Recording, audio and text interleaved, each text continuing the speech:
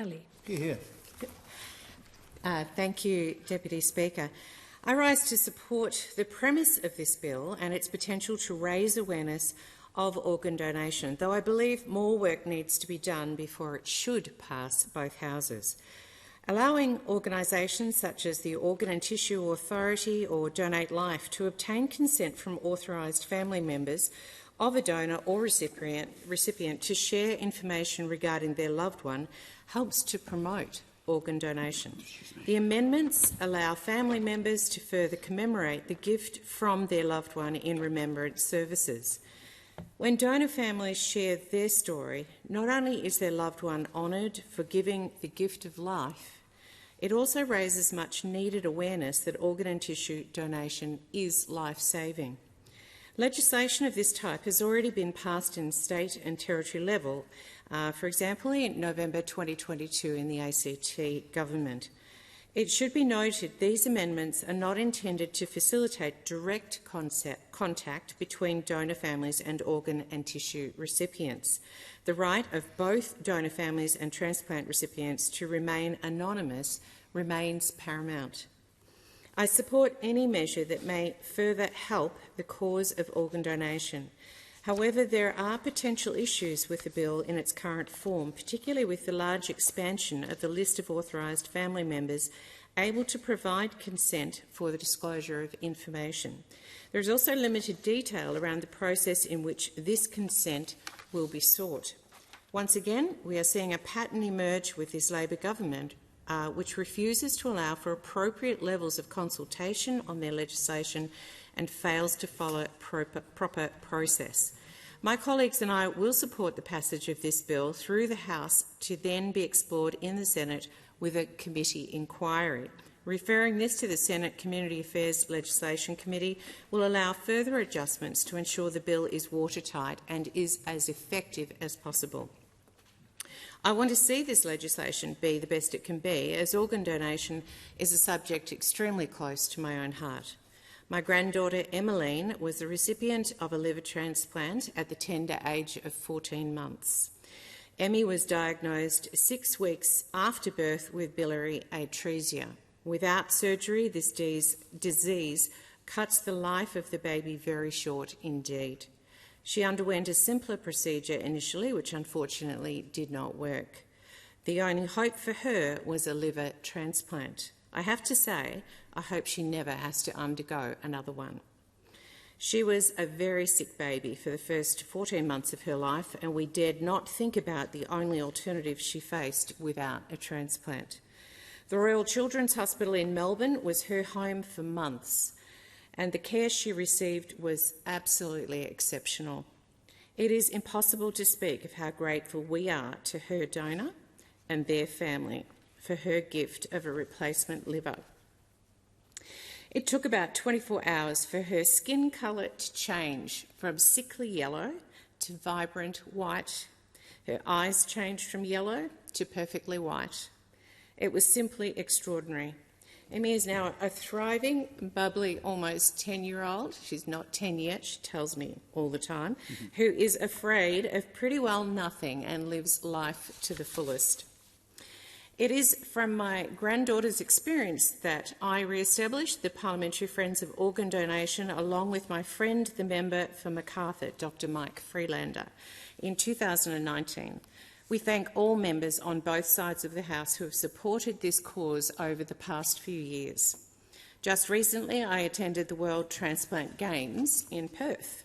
The World Transplant Games were first held 45 years ago, and this year they returned to Australia for the first time since 2009. There were recipients and donor families from 45 countries represented in Perth with such a powerful message to share that organ transplant not only saves lives but allows recipients to thrive. The World Transplant Games is the world's largest event with the goal of raising awareness of organ donation. In supporting this legislation, which aims to raise awareness, I note there is still so much work to be done with regard to organ and tissue donation.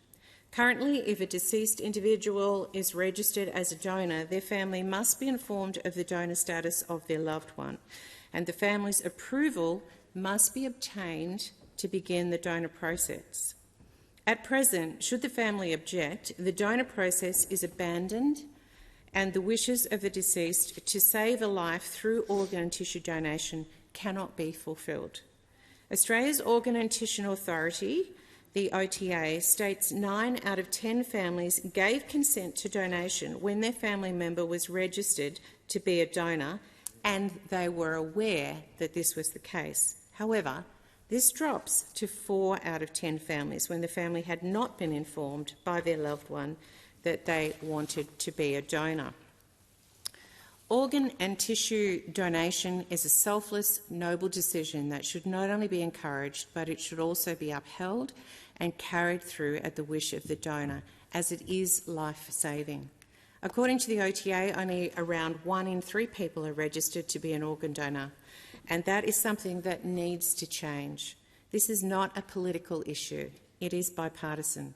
Currently in Australia, there are around 1,600 Australians on the wait list for organ transplant. These are everyday people, mothers, fathers, children, sisters, cousins and friends. They are people just like you and just like me, just like our children and grandchildren.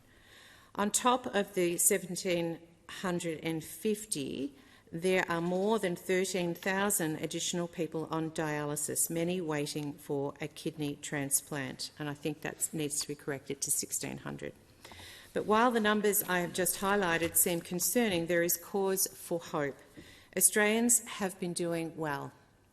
Since the OTA was established in 2009 to lead the national program to improve organ and tissue donation in Australia, more than 15,500 people have received life-saving organ transplants from 5,450 organ donors.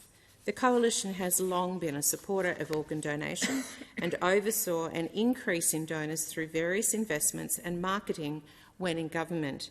In Australia, in the first 10 years of the organ donation program, the deceased donation rate grew by 122%, resulting in 81% increase in people receiving an organ transplant.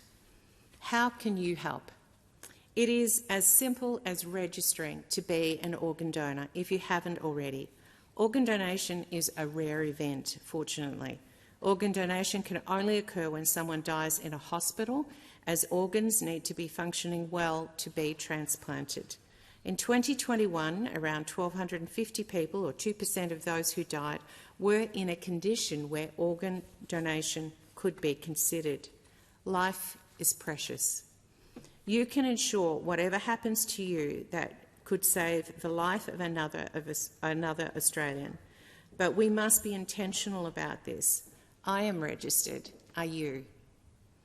Registration is easy and can be done through Donate Life. Anyone in Australia aged 16 and over can register. It only takes 1 minute, but that 1 minute can give another person a chance at life. It could be you or your loved one, and I know you would be forever grateful. Everyone in this House should be appreciative of the work of Donate Life. I would like to take this opportunity to recognise Donate Life for the work they do across the community, including with individuals and families affected by organ, eye and tissue donation and transplantation. I acknowledge their work in collaboration with Donate Agency in every state and territory, and the specialist donation, medical, nursing and support staff who deliver the nationally consistent program. Their work in increasing the rates of donation and improving outcomes for Australians who require an organ or tissue transplant is crucially important. Improvements in this area literally change and save lives. Once again, I reiterate my support for the premise of this bill and the awareness it will create for organ and tissue donation. I just want to see some more work done on it before it is ready to pass into legislation. Hence, while this bill will be supported through the House, there are some questions that need to be teased out in the Senate. Thank you.